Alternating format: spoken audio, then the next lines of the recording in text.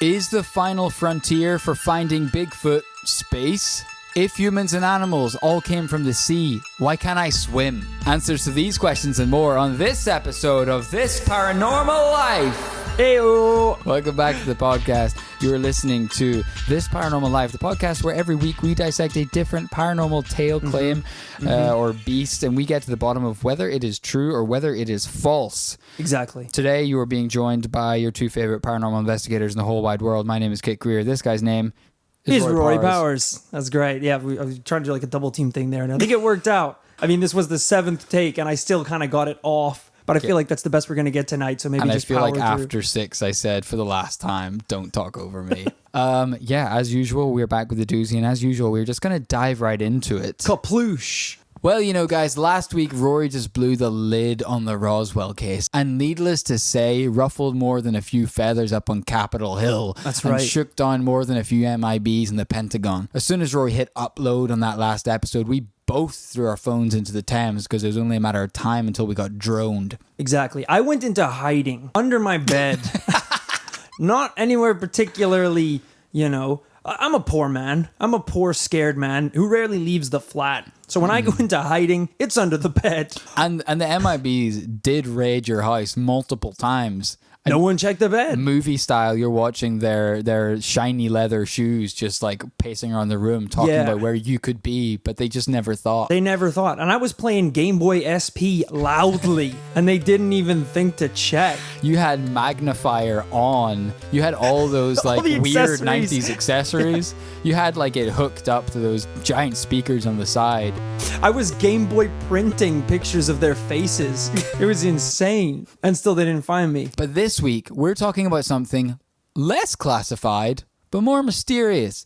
So thanks to Harry King for this particular suggestion. And as usual, like I said, we're going to dive right in. You're a king among men, Harry. Thank you. The year? Irrelevant, but it's 1985. The place? Rotherham, England. I'm on board. And Ron and May Hall watch in horror as their home of 27 years goes up in flames and firefighters run to save it. Okay. Wait, what? The cause? There's the sirens. Okay, let me try that again. Under the bed. Everyone under the bed. They're back for round 2. You pull out your SP, 3DS, and Nintendo Switch. It's going to be a long night. The cause? Chip pan in the kitchen. Well, by the time the fire was extinguished and cool enough to walk around, the place was torched. Whatever wasn't burned to a cinder was smoke damage beyond recognition. They walked through the house seeing if anything survived. This is why I don't cook my own meals. I don't cook anything. I'm afraid of fire. So you just eat raw food? I nuke it in the microwave. That is cooked. What? I thought I was eating sushi. Fire is dangerous. Fire is man's oldest foe, and I'm not a strong enough man to tame the beast. I don't cook with it. The only thing that can conquer man's oldest foe is man's greatest friend. A dog. Rory unloaded a truck of huskies into the burning building. Did not end well. And to their bewilderment, all that remained was a single painting, a simple portrait of a young boy crying and staring right out of the picture. Hung on the wall, the fire didn't even touch it. It was completely unscathed. Here's what the portrait looked like for your own information. Rory. Okay. Wow, okay, so I'm seeing a little boy here. Small head, like a boy.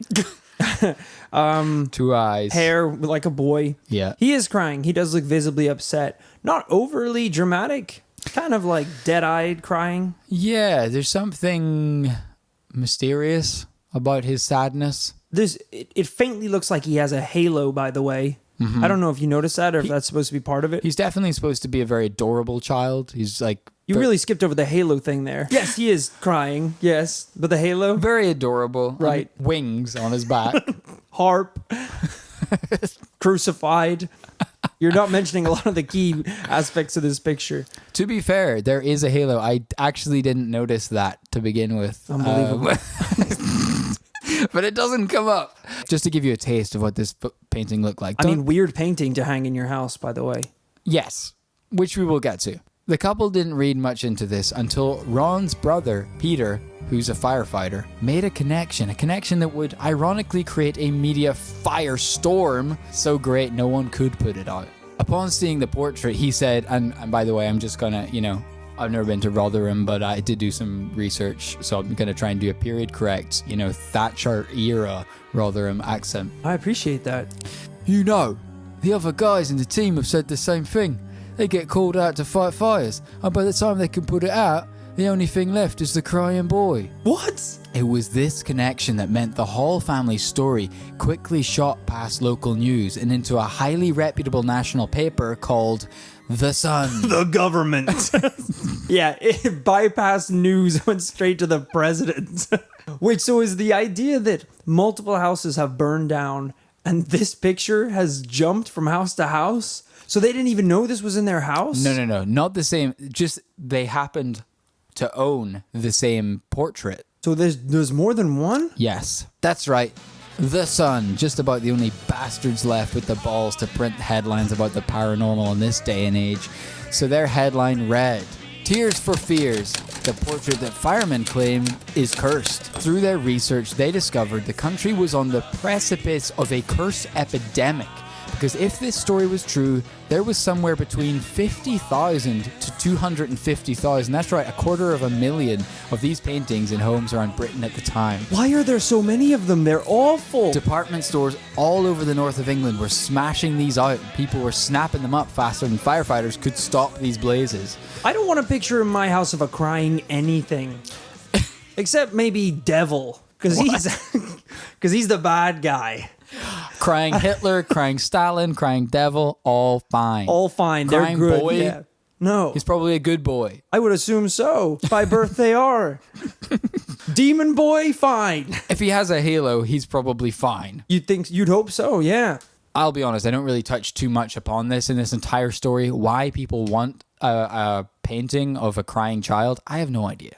Yeah. And since they opened Pandora's box on this one, they received a ton of letters and calls from people with matching stories. People whose houses had burned down 6 months after buying the painting. Friends and relatives who had suffered fires after picking these portraits up. One, Brian Parks, whose wife and children were in hospital for smoke inhalation, returned home to find the crying boy the only thing left standing in his house before he smashed it into pieces. But it wasn't... You did this, boy! After it was it's like the firefighter's like, we can actually trace it back to a lit cigarette that you left on the mantelpiece, sir. Boy!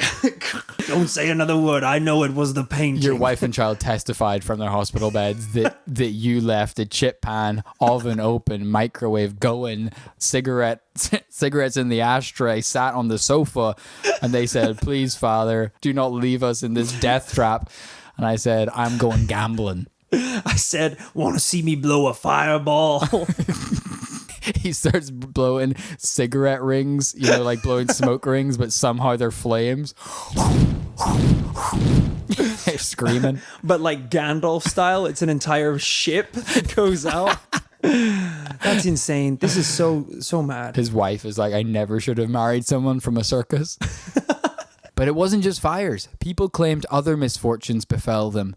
The Sun printed a letter by Mrs. Rose Farrington from Preston. She claims since she bought the picture decades previous, her entire family died one by one. She'd always wondered if she was cursed. One woman said her 11-year-old son had caught his private parts on a hook shortly after buying the painting. I don't know how she thought that was related. I'm okay if you don't want to elaborate on that one. Yeah, I'm all right. I don't. People claimed that even upon trying to destroy the paintings themselves, the paintings simply wouldn't burn. But whilst professionals were not convinced of anything paranormal, they also couldn't explain what was happening. The man who originally made the connection between the fire in Rotherham and the other fires in the area involving the crying boy said he had personally counted around 50 similar incidents since 1973 and just believed it was chance. But he was not able to explain why the paintings were untouched. 50 similar incidents. A boy got his nuts caught in the door. Oh, another boy in a keyhole. Press conference. "Excuse me, sir, was it the same boy?" We have not checked this yet. But every year the boy does get older. Is that a remedy will be preserved? This press statement is over. I've actually got a video here made by the BBC, but they actually tried to burn one of the crying boy images. That's actually a good test, because if it burns... So what you will notice from this video is there's more than one type of crying boy painting. Because that's a different boy than I've seen crying. Yeah. Which is really worrying. So it was a series of paintings created in the 70s and 80s. And guys... What was the news? What was the news at this point in time that slowly burning a painting of a crying child was worth broadcasting? Tax money, yeah.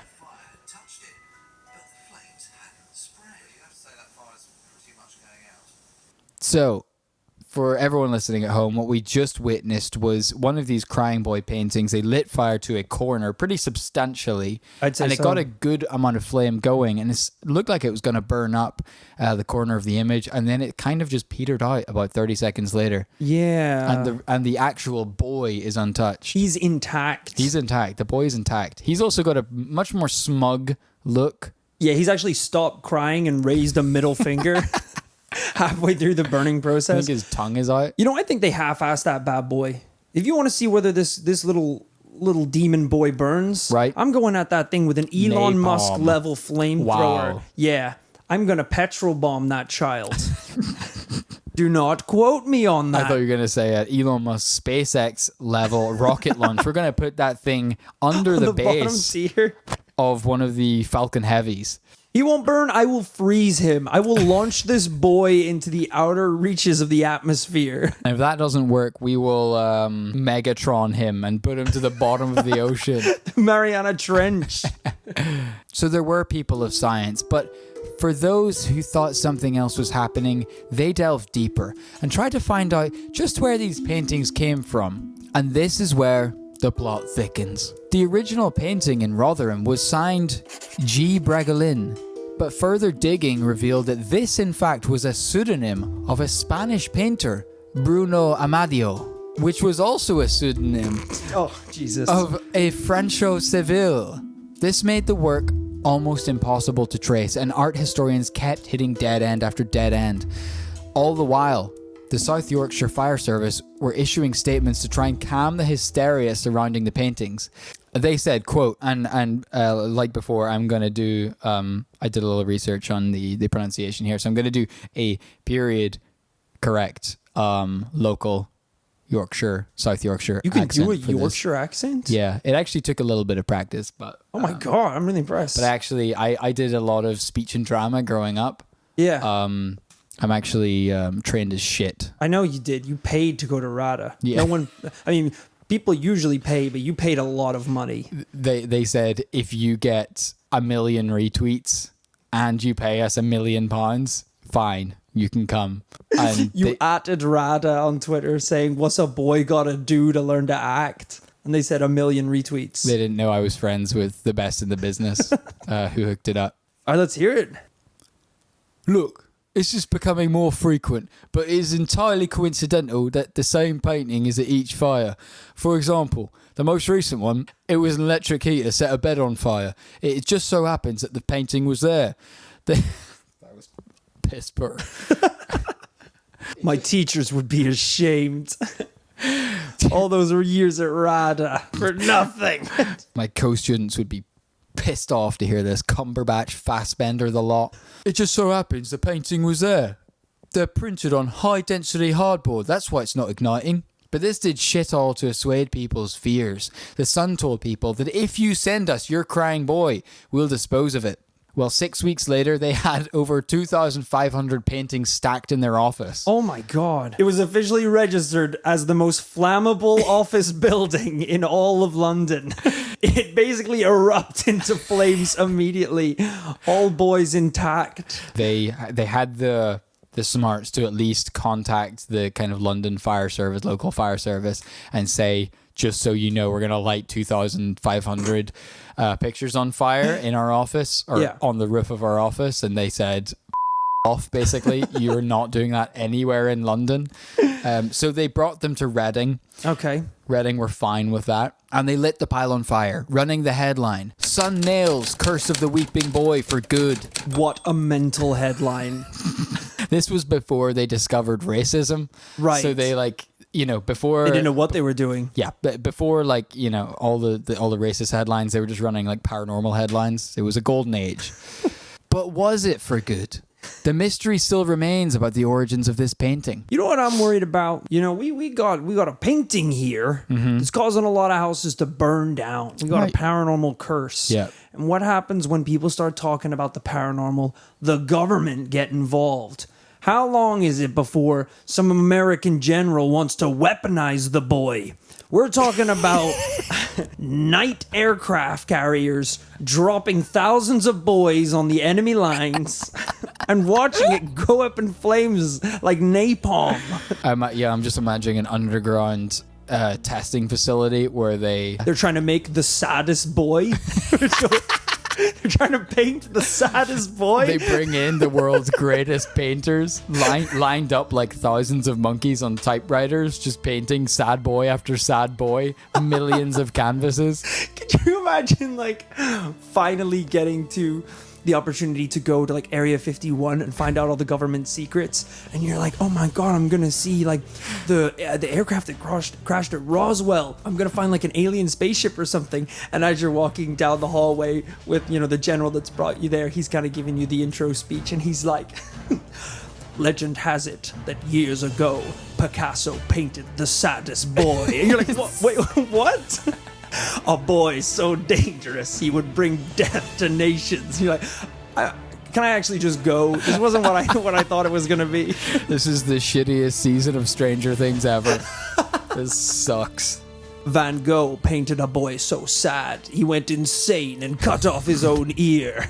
I like the idea that as you're painting it, as you just add tier after tier, just embers start bursting out in different pockets of your apartment. Until it's done, and then the whole thing burns down and only the boy remains. Yeah, you're consumed by the flames. The mystery still remained about the origins of this painting.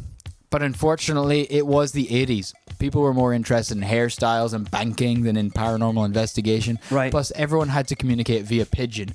But thankfully, the internet was invented in the 90s, and interest in the legend of the crying boy was revived. You can't burn that shit, people. You can't burn the internet. It's the boy's Achilles heel. He thought he had everything all wrapped up. People were able to research even further into this and started working out Yu-Gi-Oh-esque combinations. I shit you not. If you put a crying boy painting next to a crying girl painting, does it bring you good luck? Is it a bad luck? Right. Why are there crying girl paintings? People need to paint nicer things. Yes, they do. That's insane. One researcher and author spoke to Yes? Sorry, I thought you were going to be... Part of me was hoping you're going to be like, they're trying out different combinations if you put a crying boy painting next to a dark magician. you were able to deal 50 attack points. If you send a crying boy to the Shadow Realm... You actually burned it down and restored your mana. I was mixing Magic the Gathering there with a little bit of Yu-Gi-Oh! There's too many Yu-Gi-Oh! References in this damn podcast. I know. Well, one researcher and author spoke to an occult expert and retired teacher, George Mallory in Devon. He successfully traced the painting back to Franco Seville, aka Bruno Amadio, aka G. Bregolin in Madrid. Wait, so they found the actual dude who painted the painting? George Mallory, this researcher, says that the painter told him his inspiration was a street urchin running around Madrid in the 60s.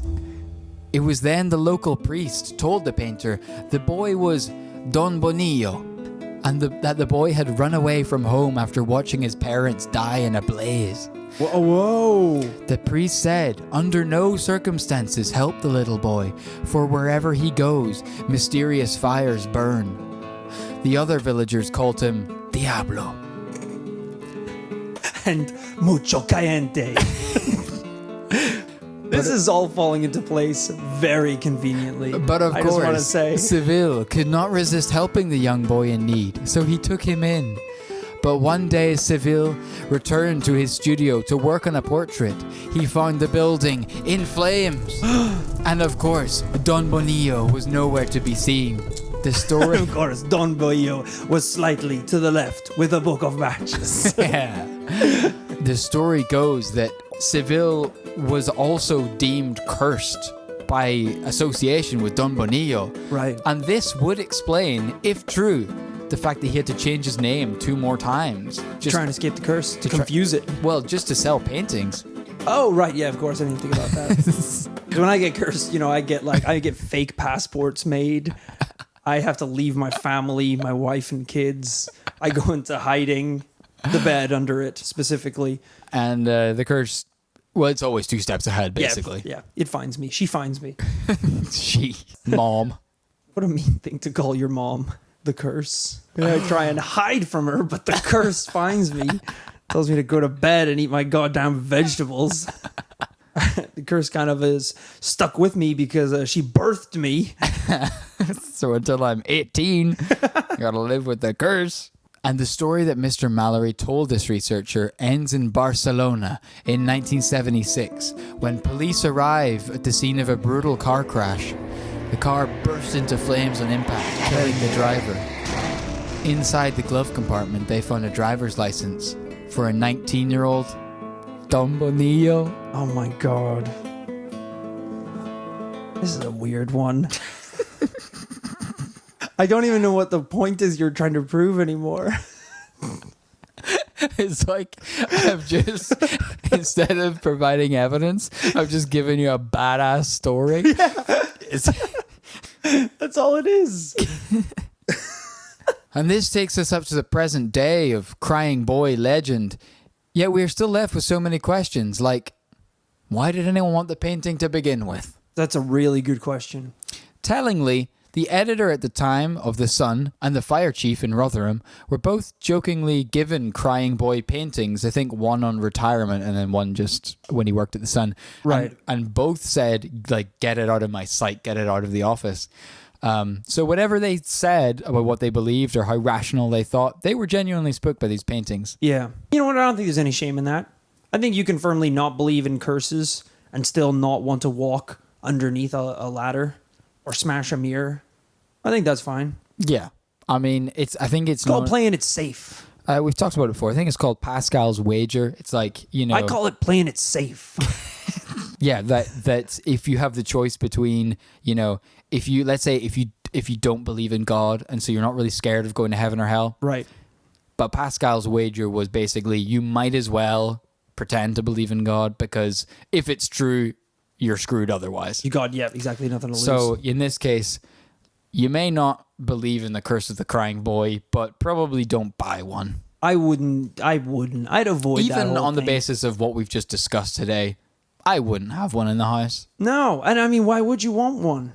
It's crazy. This was one of the weird things about this story was how kind of emotionally attached to these paintings people were. Right. People kind of like even in the like things would happen regarding it and they would kind of admit this and be like, but I really like it and I don't want to get rid of it. I've had it in my house for 20 years. Yeah, yeah.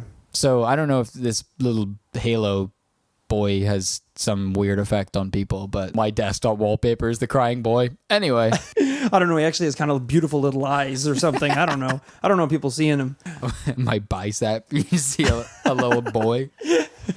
Just blinks when you flex. Tears running down your biceps. He's winking and crying. It's confusing. Immediate thoughts? This is strange. This is very strange. One thing to consider. Uh-huh. Now, obviously, this painting does not burn. We've established that. I'm assuming it's most likely because of the material that the painting is made out of. And then that would mean that the reason it's the link between all of these different incidents with fire is because, if there was another house that burned down, there's going to be no other paintings that survive it. Yes. So what we're seeing is a link because obviously this painting doesn't burn. It's like when you phone the wrong telephone number, they always pick up the phone. Right. But that's because if they didn't pick up the phone, you wouldn't know you dialed the wrong telephone number. That's true. So it's the same with this painting. The only reason it stands out is because the painting doesn't burn. Right. There could have been loads of other house fires that aren't seen as suspicious because all the paintings burn. Why specifically? Why these paintings didn't burn? I mean, the Yorkshire police did give the statement they are made from a particular type of hardboard that does not burn. Yeah, it's pretty scientific. It seems to be basically the shittiest, cheapest painting that the department store was selling, which is why they were so popular. Right, because they're probably super cheap. I have no idea. It definitely still seems statistically odd that it's in, it sounds like dozens, potentially hundreds of fires, because in the comments of some of these articles, people were like, I mean, how many houses burn down in a given year in the UK? That's a good point. Yeah, I'd like to know that. Yeah. It kind of seems, that definitely seems weird. Yeah, was there like a spike in annual house fires when the boys were released into the world? That would be good to know. Or did the amount kind of stay the same, but there was just a lot of boys in the world now? Every other house had a boy. I think in terms of like global affairs, things have kind of gone downhill over the last couple decades. I'd say so. So is this something to do with the boys? I'm not saying no. The story of Dombonillo. I'm sorry, wait, where did this story come from again? I feel like that's a question you don't want me to ask, but I really need to know. That was passed down. Bad start. That was passed on supposedly from the painter to George Mallory in Devon, this paranormal researcher, basically. Right, okay. This researcher claims that he was told that from the painter Seville, that he, this guy had to change his name a couple times. And, right. To get rid of the curse. And the Dombonillo died in a car crash. The car crash, yeah. In a flaming car crash. Because that's a pretty badass way to go. Driving down the street, 100 miles per hour, and your car explodes. Clean hundo. That's how I want to go. Crying boy in the trunk. A picture, obviously. Crying boy behind the wheel. Me, obviously.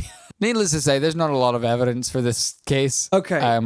I think we can probably start making some conclusions. I think that's safe. If you had to come down on a yay or a nay as to whether the particular case of the curse of the crying boy was paranormal or not, what do you think? We only saw one video of the BBC trying to burn one, and it wasn't burning, again, as we said, probably largely due to the material it was made out of. Yeah. Until I see a graph that shows that the release and the sale of these boys caused some sort of particular spike in house fires across the UK, then I will reconsider this case and have the discussion as to whether or not it is paranormal. I think in this situation, I'm going to say that it is a no from me.